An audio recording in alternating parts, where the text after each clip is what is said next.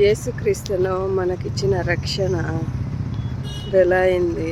ఆ రక్షణ తెలియకే మనుషులు దొడ్డుకు మోసుకుపోతున్నారు, సుఖభోగాలకు మోసుకుపోతున్నారు. దేవుడిచ్చింది మనకు ఎంత అమూల్యమైందో మనకు తెలియదు. దేవుడు తన సొంత కుమారుణ్ణి ఇక్కడికి పంపించాడు మనకి రక్షణ కలగాలని. మనం ఆకాశంలో చూస్తే ఒక గ్రహం భూమి, ఆ భూమిలో ఒక చిన్న మనిషి, ఆ